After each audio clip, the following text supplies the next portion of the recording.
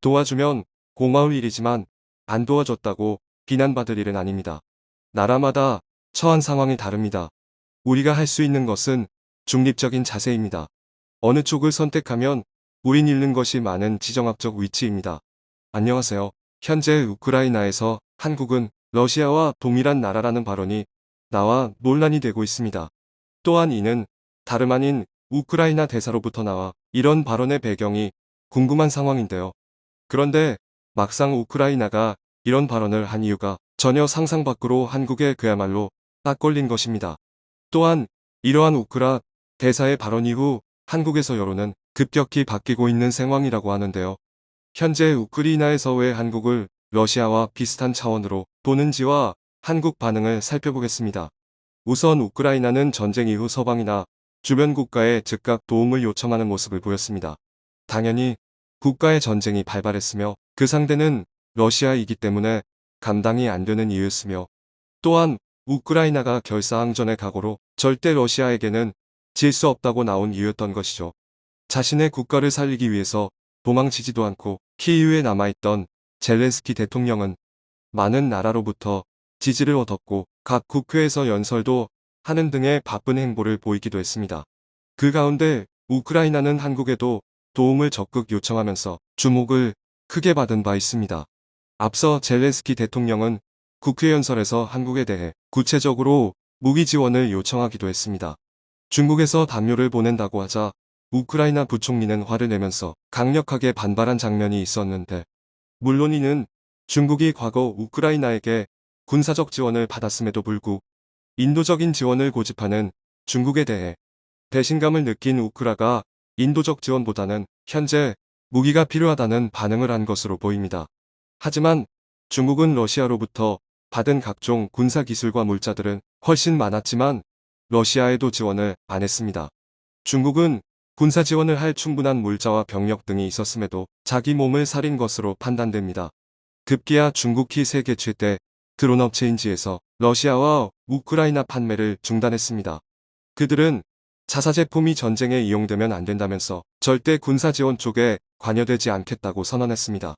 지는 중국의 국영 투자기관에 투자금을 받는 업체로 사실상 공산당과 매우 깊게 연관이 되어 있어 이는 지 기업의 입장이 아니고 중국 정부의 입장이라고 봐도 된다는 의견도 나왔습니다.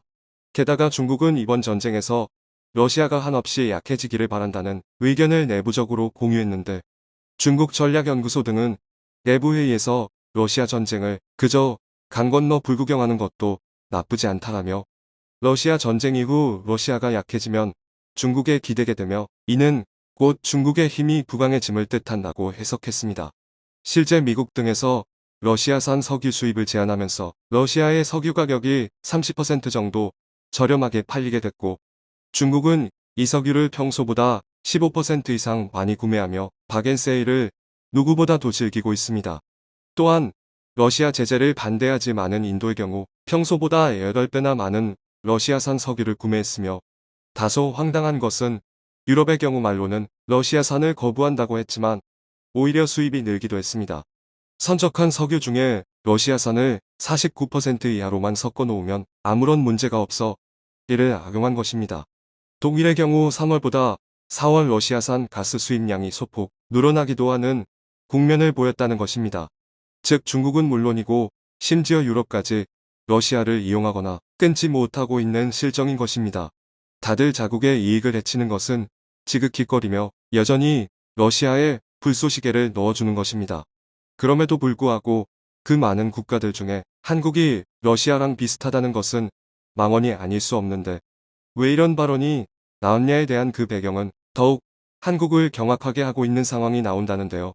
우크라이나가 전혀 뜻밖의 일본과 관련해 한국을 파악하고 있다는 상황이 나왔다고 합니다. 그 내용도 다소 당혹스러울 정도라서 한국에서는 이러면 곤란하다는 말이 쏟아지고 있는데요.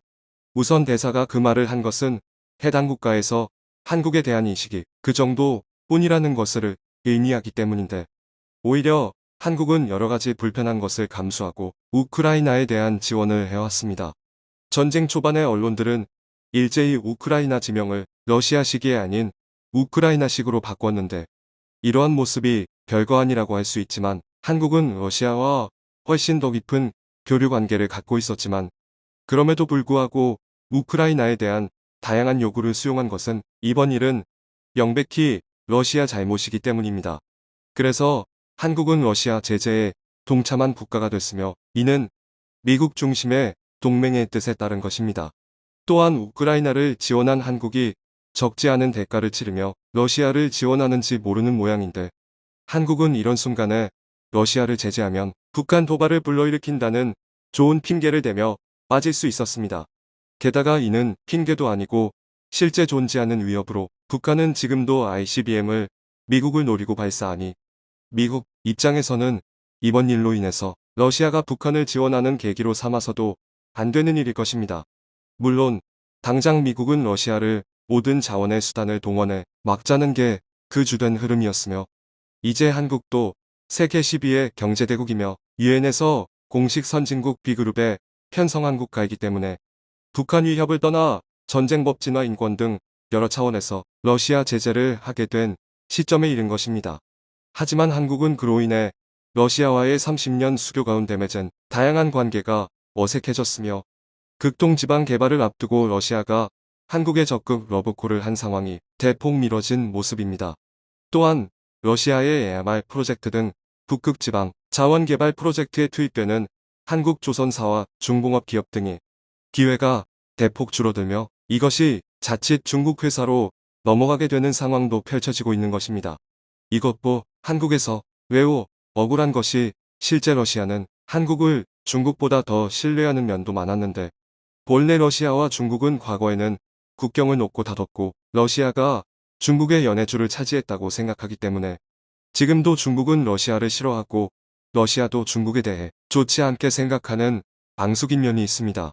물론 중국에서는 왕이 부장이 러시아와 중국이 역대 최고 외교관계라며 치켜세우고 있습니다만 이는 미국을 대항하다 보니 잠시 원수가 친구가 된 것이고 이해관계가 틀어지면 또 언제 갈라설지 모르는 것입니다. 지금도 전쟁 중 중국은 러시아를 이용해 이득되는 행동만 하고 군사지원 등 필요한 건 전혀 해주지 않고 있습니다. 반면 한국은 러시아에서 모라토리엄 때 유일하게 삼성, 현대 등 한국의 많은 기업들이 러시아를 지켰고 한국의 다양한 기업이 그를 기반으로 러시아에서 성장할 수 있는 계기가 되기도 했습니다. 그러다 보니 러시아는 자국의 안보가 관련된 기간 산업도 한국을 적극 추천하는 모습을 보였던 것입니다. 중국은 더 싼 값을 제시하더라도 특히 조선 분야에서 러시아의 한국 신뢰는 매우 컸다고 알려져 있습니다. 특히 한국은 당장 누리호 등 한국이 매우 뒤처진 우주개발 기술 분야에서 적지 많은 손해를 보게 된 것인데요.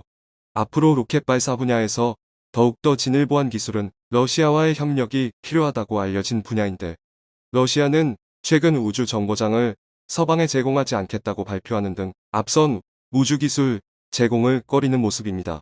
한국도 비호국가 리스트에 들어갔으니 우주 관련 기술을 현재는 누구한테도 받을 수 없는 상황입니다.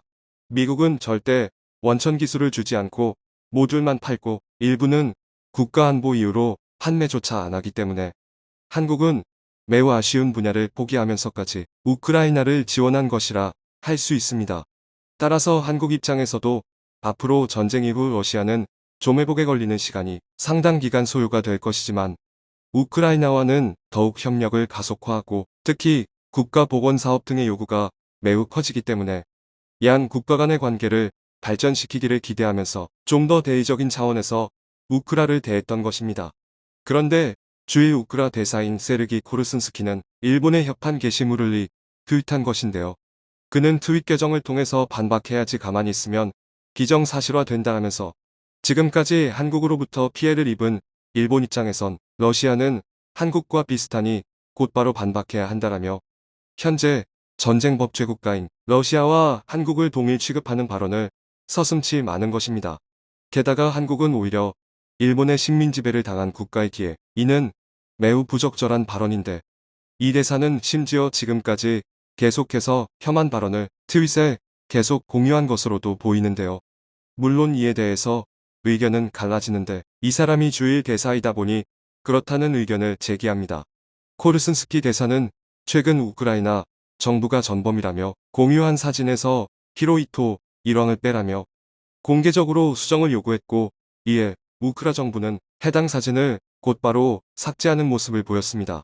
하지만 이에 대해서 일각에서는 일본에서 러시아와 영토 다툼이 있다 보니 자신들 편을 만드는 데 있어서 우크라이나가 비슷한 처지이다 보니 다양한 시민단체 등을 통해서 대폭 우크라이나를 지원한 것으로 보입니다. 물론 일본이나 우크라이나 둘 다 영토 문제가 걸렸으니 그러한 행동을 하는 것을 일면 이해가 안 가는 건 아닌데, 문제는 그렇다고 해서 우크라 대사가 혐한 트윗까지 공유하며 한국을 러시아 전범 취급하는 건 선을 넘은 것이죠. 또한 최근 우크라이나는 자신들의 국가를 지원한 나라들에게 감사의 표시를 하는 영상을 올렸는데, 여기에 한국은 포함되지 않아 매우 큰 논란을 일으키고 있는 상황입니다. 한국은 러시아에게 비호국가로 분류되면서까지 러시아를 제재했지만 성에 차지 않은 모양인데요. 일각에서는 한국이 우크라이나에 군사적인 지원을 끝내야지 만학을 했다는 말이 나옵니다만, 한국과 러시아의 불곰 사업 중에는 불곰 사업의 대가로 러시아가 북한 지원을 하지 않는 내용이 포함됐고, 한국은 러시아 기술이 들어간 군수물자를 양자간에 허가 없이 제3국에 판매할 수 없었던 것입니다. 그러나 우크라이나에서는 자국에 필요한 것은 헬멧이 아니고 대공 미사일이라면서 주한 우크라이나 대사는 LIG넥스원까지 찾아가 무기를 요구하려는 것으로 보이기도 했습니다. 한국이 유럽연합의 한 국가였으면 우크라의 군사 무기를 지원하는데 전혀 무리가 없었을 것이었지만, 한국은 어느 연합제에도 속하지 않았고 고스란히 그 피해만 보기 때문에 불가능한 상황인 것입니다. 물론 우크라이나 전쟁 상황이 무엇을 일일이 따질 때가 아니라는 것은 백분 이해할 수 있습니다만, 문제는 전쟁 이후에 한국은 러시아를 제재할 만큼 의미가 있었냐는 의문을 갖게 되는 것입니다. 한 누리꾼은 한국이 포기한 것도 많은데 러시아 취급을 당하는 국면이라는 것에 소위 현타가 온다고 했습니다.